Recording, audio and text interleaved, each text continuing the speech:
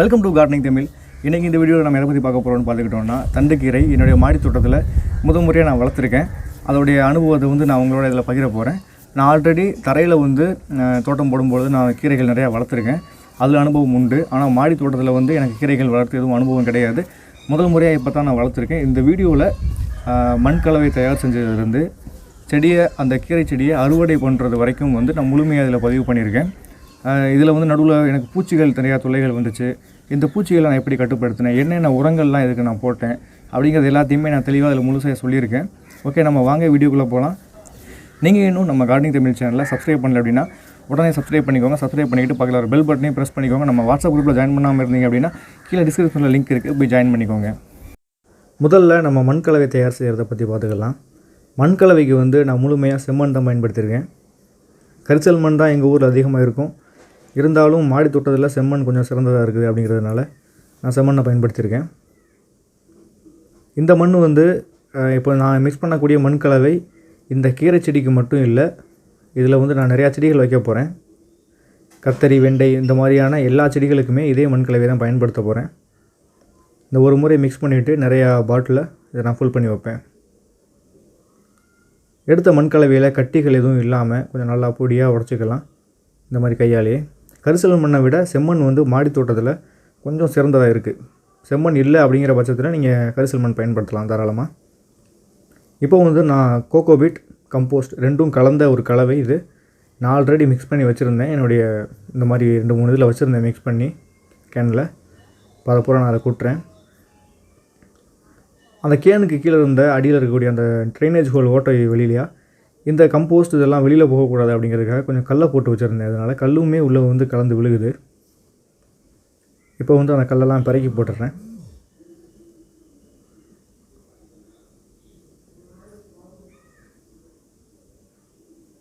அதுக்கப்புறமா மறுபடியும் இன்னும் ஒரு கேனில் கொண்டு கம்போஸ்ட், கோகோபீட் ரெண்டையும் மிக்ஸ் பண்ணுறேன். இப்போ இதில் என்ன அளவுக்கு மிக்ஸ் பண்ணுறேன் அப்படின்னு பார்த்துக்கிட்டோன்னா, ஒரு 2 பங்கு செம்மண், 1 பங்கு கம்போஸ்ட், 1 பங்கு கோகோபீட் அப்படிங்கிற அளவில் தான் மிக்ஸ் பண்ணுறேன். நீங்கள் கரிசல் மண் பயன்படுத்துனீங்க அப்படின்னா கோகோபீட்டை இன்னும் கொஞ்சம் அதிகமாக பயன்படுத்தலாம், தப்பில்லை. எல்லாத்தையும் வச்சு நல்லா மிக்ஸ் பண்ணிக்கலாம்.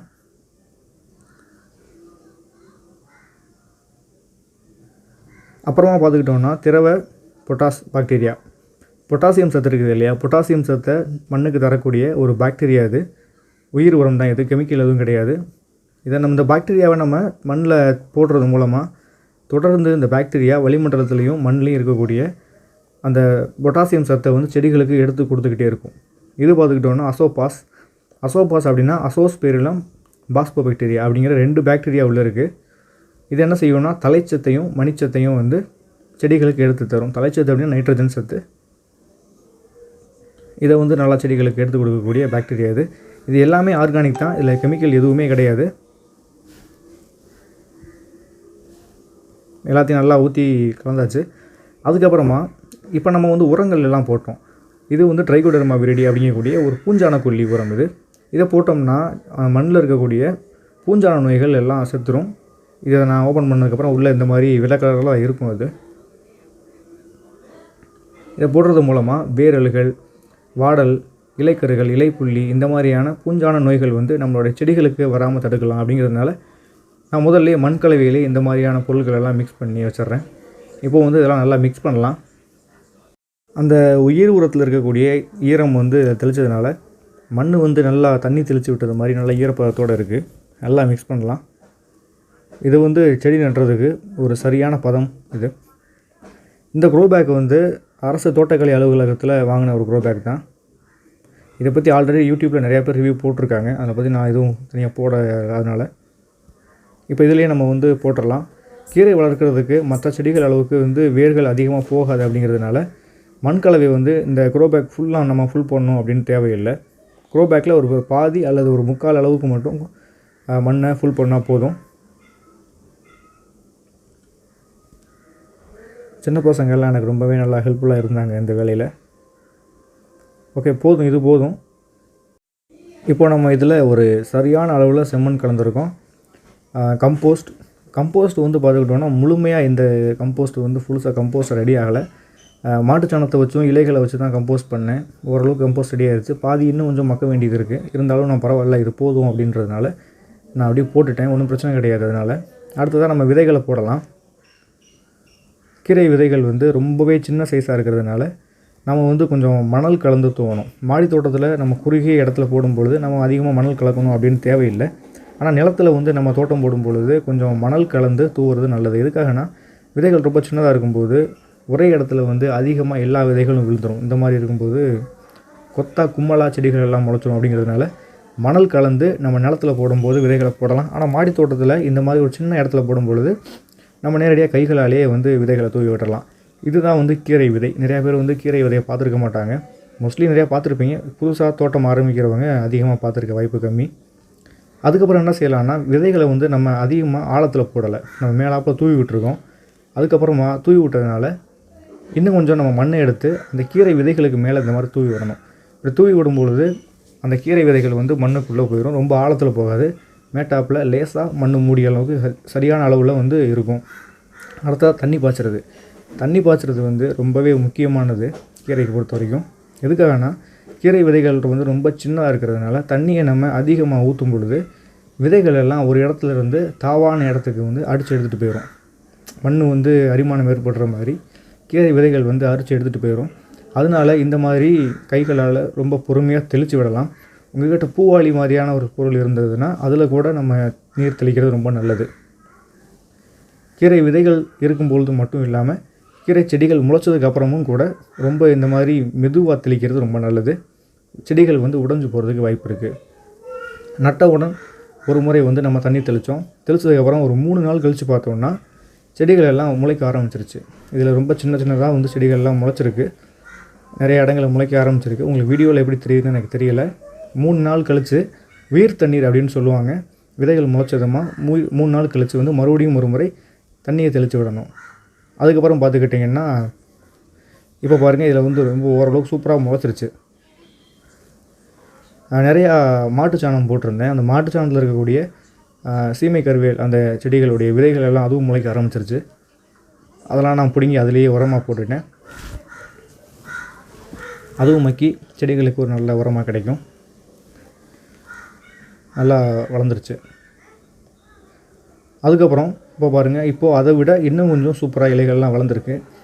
ஸ்டார்டிங்கில் எங்கே செடிகள் முளைச்சதோ அதே இடத்துல மட்டும்தான் இப்போ முளைச்சிருக்கு. நிறைய இடங்களில் விதைகள் இன்னும் முளைக்காமல் கொஞ்சம் கேப்பு நிறையா இருக்குது. இப்போ நான் இதில் கொஞ்சம் கம்போஸ்ட் போடுறேன். இது என்ன கம்போஸ்ட்னு பார்த்துக்கிட்டோம்னா டீ தூளை வச்சு எப்படி கம்போஸ்ட் பண்ணுறது அப்படின்னு நம்ம சேனலில் வீடியோ போட்டிருந்தோம் இல்லையா, அதில் ரெடி பண்ண அந்த கம்போஸ்ட்டை தான் இதில் நான் உரமாக போடுறேன். கம்போஸ்ட் போட்டதுக்கப்புறமா பார்த்துக்கிட்டோம்னா ரொம்பவே சூப்பராக முளைச்சிருக்கு. இதில் பார்த்துக்கிட்டிங்கன்னா நீங்கள் முன்னாடி பார்த்ததை விட ரொம்ப அடர்த்தியாக சூப்பராக தெரியும். நிறைய இடங்களில் முளைக்காமல் இருந்துச்சு இல்லையா, எம்டியாக இருந்த இடங்கள்லையும் இப்போ விதைகள் முளைக்க ஆரம்பிச்சிருக்கு. இப்போ என்ன பிரச்சனைனா நடுவில் கொஞ்சம் பூச்சிகள் தாக்கம் இதில் நான் பார்த்தேன். இந்த இலையில் பார்த்திங்கன்னா வெட்டுக்கிளியோடைய தாக்கம் அதிகமாக இருக்குது. இலைகள் மேலே புள்ளியாக குத்தி சாரை உறிஞ்சிட்டு போயிடும் இந்த மாதிரியான பூச்சிகள். அதோடைய தாக்கம் இதில் கொஞ்சம் அதிகமாக இருக்குது. அதுக்கப்புறமா இன்னொரு இலையில் இன்னொரு பிரச்சனை இருந்துச்சு. என்னதுன்னா லீஃப் மைனர், இது பேர் இலை துளைப்பான். இது ஒரு வகையை சேர்ந்த ஒரு புழு. இது இலைகளுக்கு உள்ளே சேர்ந்து ஒட்டிசுக்களை சாப்பிட்ரும். இது கோடாக இருக்கும். இலையில் கோடாக வளைஞ்சு கோடுகள் இருக்கும். இதை வச்சு நம்ம கண்டுபிடிச்சிடலாம். இது ரெண்டுக்குமே வேப்பங்கொட்டை சாறு இருக்குது இல்லையா, வேப்பங்கொட்டை சாறு தெளித்து நான் கட்டுப்படுத்தினேன். இதை இந்த மாதிரியான கீரை செடிகளுக்கெல்லாம் வேப்ப எண்ணெய் இந்த மாதிரி பொருட்களை பயன்படுத்தக்கூடாது. வேப்பங்கொட்டை சாறு தான் பயன்படுத்தணும். எதுக்காக அப்படிங்கிறத நான் தெளிவாக அடுத்து வரக்கூடிய வீடியோவில் சொல்கிறேன். அடுத்து வரக்கூடிய வீடியோ வேப்பங்கொட்டைகளை வச்சு எப்படி நம்ம பூச்சிகளை கட்டுப்படுத்தலாம் அப்படிங்கிறத பற்றி ஒரு வீடியோ வச்சுருக்கேன். அதில் உங்களுக்கு நீ தெளிவாக அதில் பார்க்கலாம்.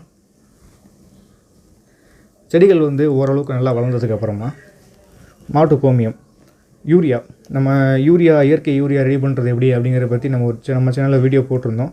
அதில் சொன்ன மாதிரி மாட்டு கோமியத்தை யூரியா தரக்கூடிய ஒரு உரமாக பயன்படுத்துகிறோம்.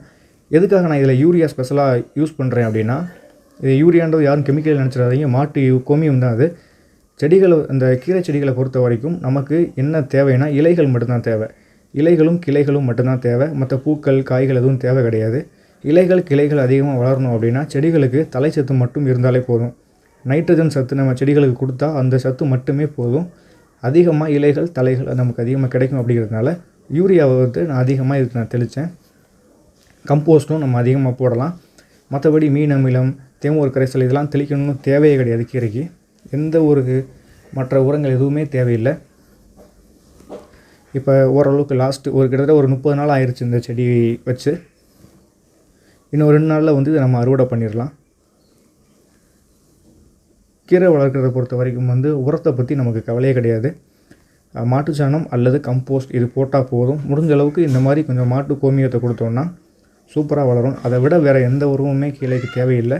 நடுவில் களைகளும் எதுவுமே கிடையாது. எந்த ஒரு பிரச்சனை எதுவுமே இல்லை. பூச்சி நோய் தாக்குதலும் ரொம்ப குறைவு.